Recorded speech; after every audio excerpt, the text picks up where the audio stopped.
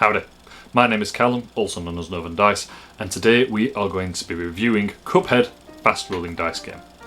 This is by the OP and was sent to us as such for review. We aren't paid for any media produced and our opinions are entirely our own. Cuphead fast rolling dice game is a dice chucking allocation, cooperative, high intense, high difficulty curve game for 1 to 4 players. It takes about half an hour to play it, but there is a campaign associated to it, so if you do want to continue, you can extend play to play and have what happens in one game feed into the next.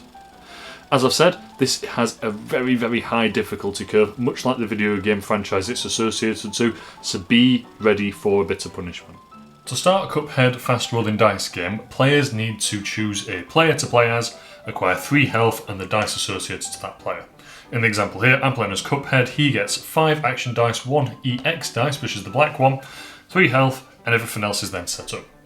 It's always handy to also have 3 parry tokens available, a pool of coins available to all players, and the 5 time tokens, as these will associate to final scoring. Once that's been done, a player is set up and ready to play, and it is the same for all players regardless of player count. Next, players just need to choose a boss to take on, and we are going to be taking on boss deck number 1, which turns out to be the Root Pack, which of course is the boss that you first encounter in Cuphead the video game. After that, players take out the deck. Do not shuffle it, because it comes out in the order it needs to be. And the first thing you'll see is the boss that you'll be taking on, alongside possibly some rules. I've taken them off because I've played this pack.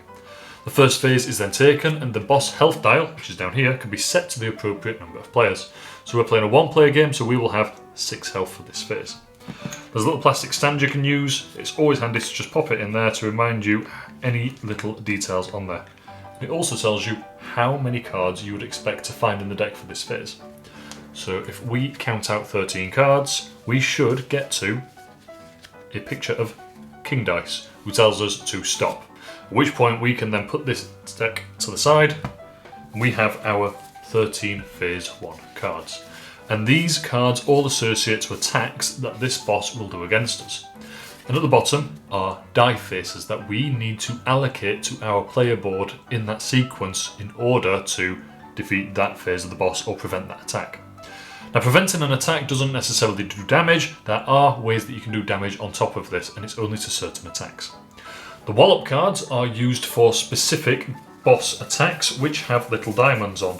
And the diamond is not an attack but an opportunity for players to take a wallop card. And the wallop cards have die faces on them, but also quite often have effects on them as well, like assign a card to a stop before rolling to add 1 damage to shoot actions. But these are always discarded after use. Once that's done, you shuffle your phase 1 draw deck. You will deal out 3 cards unless you reveal a diamond. So we have this as our first sequence of attacks, which will require 6 allocated dice, which is actually quite a nasty sequence because, as you might have noticed earlier, we only have 6 dice. So we need to allocate dice from left to right on our player board by rolling and placing, and all players do that simultaneously. The reason it is a fast rolling dice game is because it's done simultaneously on a timer, and that timer comes in increments of 20 as easy, 15 as medium, and 10 as hard seconds. Now, the game itself as a video game is renowned for being incredibly difficult. This board game is also incredibly difficult, but because it's so fast paced and so quick, there is very little downtime between. If you ever fail to prevent an attack, you will lose 1 health. If you, on the other hand, defeat an attack with the parry symbol on it, then you will gain a parry token, which can be exchanged to revive allies at certain points in the game, and can also be used in other ways as time goes on. Defeating a phase requires you to reduce the boss's health to 0 by playing attacks, and the way that is done is by having a card that only has a single attack dice needed, single dice value needed to it. So in this one, it only requires a parry. So we will have a spare spot on our player board, which means that were we trying to prevent this attack, we would be able to play our parry when we roll it to there, but we can then also use that spare slot to play a pea shooter finger to that moment as well, which will allow us to do a single damage. The EX dice works differently because that actually constitutes as 2 attacks instead of just the single one, which means that you'll be doing double damage. There are upgrades available for players that they can acquire after defeating a boss, but they will change how you attack, but also can be charms which will change how you play, and are really, really important to gain. But you will only be able to gain them if you're able to gain coins, and you can only gain coins by doing well. The other thing to be aware of with this is that all attacks need to be prevented in order for you to not lose health. If there is an attack that you believe you will not get the dice rolls for, you are allowed to skip it, and you can choose to just jump over it and not actually attempt that one. So an example here, I managed this dice roll. I struggled really heavily to get that single foot, so I chose to skip it. I got another double, placed it there, and then I got that single, so I placed it there. When dice are placed, they cannot be removed, and the dice need to be allocated from left to right in terms of cards, but these 2 spots can be allocated in any order. So I must do this card before I can do this card. I don't necessarily need to do this dice before I do this dice. As you can see here, we failed this second attack, which would mean that at the end of that round we would lose a health. Which is unfortunate, but the way the game goes. And you only get 3 health before you have to restart, and no matter what phase you're in, if you have to restart, it is right back from phase 1, which can feel a bit of a grind, but it's also the reason the game is so heavily emphasised to be cooperative, because you are going to have more people chucking more dice being able to do more damage. You also have scope to be able to be revived as well, because parry dice are really, really handy at being able to, well, revive each other. Particularly in that solo game where, as an option between rounds, you are able to spend 2 parry tokens to increase your health back by 1, which can be a bit of a godsend, but not necessarily always going to be available because you won't always need parry tokens or parry results in order to defeat the boss. Cuphead Fast Rolling Dice Game is a game that we found was incredibly true to the video game franchise. The video game is incredibly renowned for being very difficult, beautiful in aesthetics, but it is that difficulty that people associate to it. And the dice game is no different.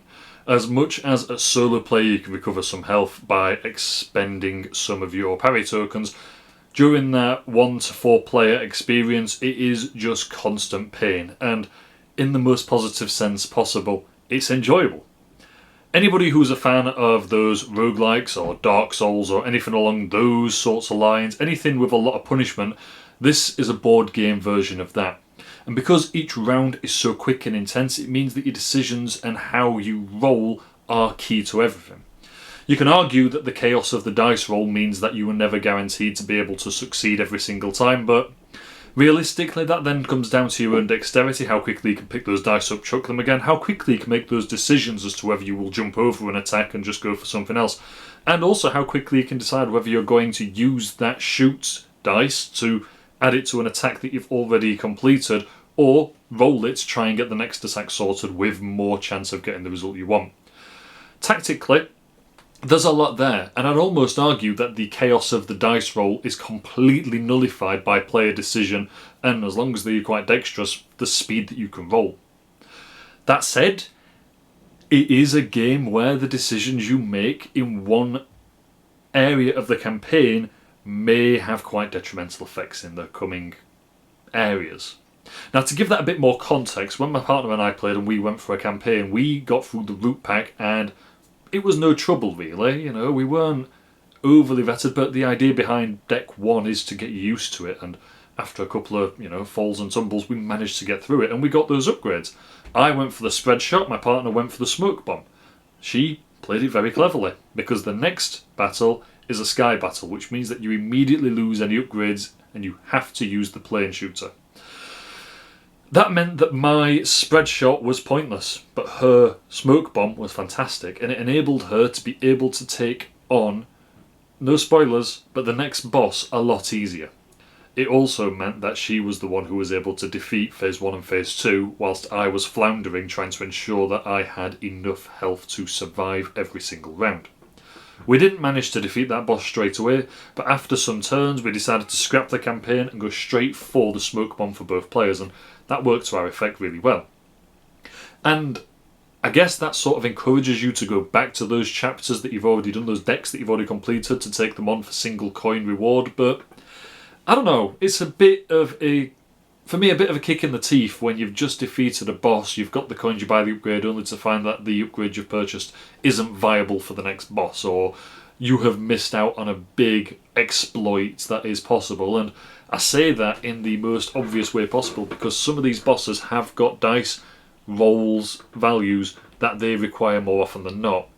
And if you're looking at a boss that requires lots and lots of attacks with 2 dice values, then you're not going to get many opportunities to attack, so you need to make those attacks really count. And that's where the upgrades come in. It does come with a bit of hindsight, and I guess you can say that that's down to your player choice and everything, but I think I would prefer to have the shop from the deck open between decks as a mechanical thing, and eventually we decided to do that and say that as long as though we have defeated those bosses, we can have the cards, out and about, so we can access them later on. And it did mean that we were able to take things on a bit easier. We didn't feel like it was a grind having to take on the root pack 3 times to get the upgrades we wanted and go back through and through. But I don't know, maybe that's just a personal thing for me, but it was one of those things that did stand out as a bit of a, as I said, a kick in the teeth. You defeat a boss and then you're not able to take on the next because you chose poor upgrades. In terms of cooperative game, it's really intense because everybody needs to be able to do everything, and you can have 3 players die, you succeed and get a really poor grade.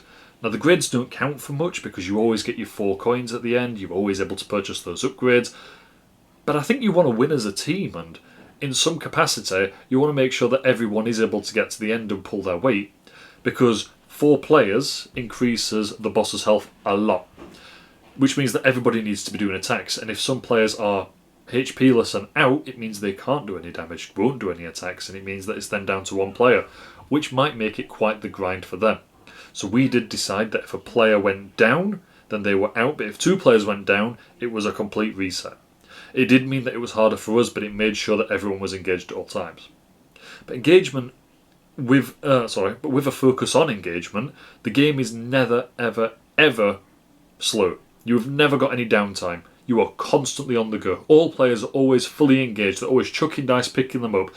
The noises, the sounds, the absolute... It was madness. It was anarchy. But it was so fun and intense because everybody was doing it all at the same time. The contrast to that is the solo play, where it almost felt, I dare say, quite relaxing. I enjoyed throwing the dice, trying to quickly allocate them, and then having that rest moment.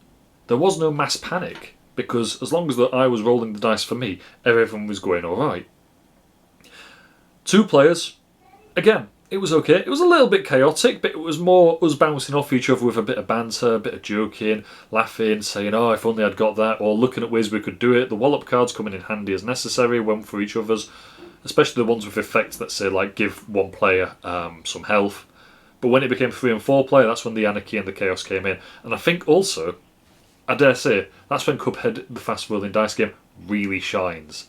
It's that mass cooperation of dice chucking, trying to get through that intensity all at once, that just makes it really become a memorable experience. And I think that's what you want from a cooperative dice chucker, or any cooperative game, a game that you will talk about. And as much as it's quite light on the campaign, and it is just to go from deck to deck and to deck, and there's not a heavy amount of story, even in the video game there isn't, but it's something you enjoy because it's that really punishing, intense, mechanical achievement where you are constantly just going back to it. Aesthetically, the game is gorgeous. It stuns. That's the artwork. It really shines. It's got all of the associated artwork from the video game. It all looks quite really retro, really 1920s. It has that vibe about it, but I don't know if I can compliment the video game or the board game for that, because they're one and the same. I think they've done a really good job of just, transplanting it onto it. Not all the bosses are present, and because it is a big boss rush, it's not something that everybody's going to like, because you will have 1 or 2 bosses that, I don't know, if you're of that sort, is your favourite and they don't appear, and you can be a bit sore about it. But the artwork itself, as I say, it works, it's really lovely, everything's really well made. The one thing I will comment on is that the player boards are blank on the back, which I always find disappointing. I always think that if you've got a blank piece of card, stick some art on it, give us something alternative, just anything. That's being picky, it's not something you see while you're playing, but I don't know, when I unboxed it, my instant reaction was, why is there not like a picture of aisle 1, aisle 2, aisle 3 from the video game on the back of these? The overall component quality though, the cards feel really robust, the dice are gorgeous. I like the fact that it's got a little plastic standee to stick the boss card into. It's a little nice touch, it wasn't necessary but I think it works really well. The tokens for time, for parries, they all look really nice. I like the fact that parry tokens are a unique shape and fit into that shape on the board as well. It seems quite trivial and pointless, but I don't know, it's just a little touch that I thought was, they'd put that extra bit in, so it worked, and it worked really nicely. Alongside that, the coins, they look like coins, there's not much else to say about them. They're nice thickness as well, you're not going to lose those or bend those in a while. I mean, when the game gets really intense, you're chucking dice, who's to say you won't pick up the cards and just lob them as well, and they'll survive. Everything feels really well made. The instructions were really lovely. Very thin paper on the instruction book I did notice, which I wouldn't normally comment on, but it did feel incredibly thin. That said, the instructions were really well written, they gave good examples, they explained everything, there was a nice little talk about solo play, and there was explanations as to what happens in what order for each little bit, which I thought was really handy. It only took one read of the rules to understand what the game was about, how to play it, and what the objectives were. It was only once in a while where we'd check the rule for one of those really trivial rules that we needed to just make sure we had nailed, and it was something along the lines of the sequence or the order of things happening. But no, in reality, the instructions were really well written and really, really user-friendly. As for replayability, as I've said, there's a campaign associated to this, so you can go from deck 1 to deck 2, all the way through them to try and defeat it until you get to the final boss. Alternatively, you can try and pick up a campaign halfway through. You could go through some decks, pick out some things that you want, and just take it on that way. I do feel that defeats the point of the game, and the replayability comes in that constantly trying to get through, try and get the highest grades, because you can get from A star all the way down to F, and that comes with the app as well, which will calculate it for you. The app you don't need. You could have an overtimer for 20 seconds, but the fact the app is there, has music from Cuphead, counts you down, gets more intense as things go on, I think it adds a little bit of an atmosphere and a theme, and it adds to that game. Nothing to do with replayability, I've just decided to talk about the app. But with that replayability, it's there because you can choose how many players you play with each time. You could have different campaigns running alongside it. It all works together really nicely. It's just about choosing which boss you're going to take on and in what order. And I think if you give yourself that choice, it'd be a lot more intense. If you're not that Cuphead fan, you're just looking for a bit of a punishing game. If you're not, I'd run the campaign, because I think it does do a really nice tribute to the video game, but also gives you that really intense dice chucking action that you might be looking for.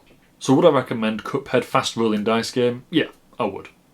I do think it's one of those games that you don't necessarily need on your shelf, but it'll complement everything else really nicely because it's cooperative, it's a dice chucker, it's dice allocation, it's high intensity, it's fast pack up and set down. It's everything you'd want from that sort of game. There's not a lot of actual intensity to the setup and the knowing. The intensity comes in the gameplay, which is where it should always come. You don't have to worry about those meticulous rules because the rulebook sort of explains everything for you really nicely. You don't really have to worry about anything. It is almost a no strings attached game where you are just going to have that high intense fun, and if you don't like it, you play one game, you put it away, put it on the shelf.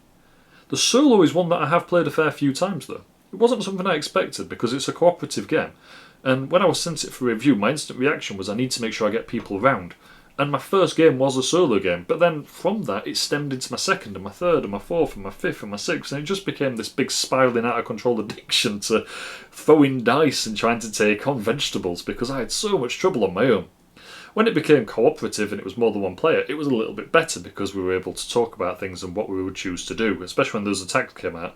People might say, oh, I've got this wallop card, so I'm going to confidently try and take on this one with an attack, and someone else might say, I've not got that, so I'm not going to.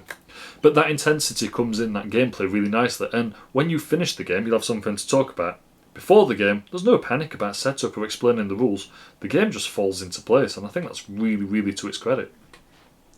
I would recommend it, but I wouldn't if you're not one for cooperative, and especially if you're not someone who can't handle that high intense action. Now that seems really silly, because if you're looking at this game, you are going to be expecting, I'd hope that you're expecting that high intensity, but if you can't handle that stress of rolling, picking up, rolling, picking up, rolling, picking up, and not getting the results you want, then this is definitely not for you. Punishing doesn't even cut it. This game is ruthless. You will lose way more times than you will win, and if that is not something you're able to cope with or don't like, steer clear. Personally, for me, I think this game is a really lovely gem, and I think it does have a space on my shelf, especially for how I play it and the games I enjoy.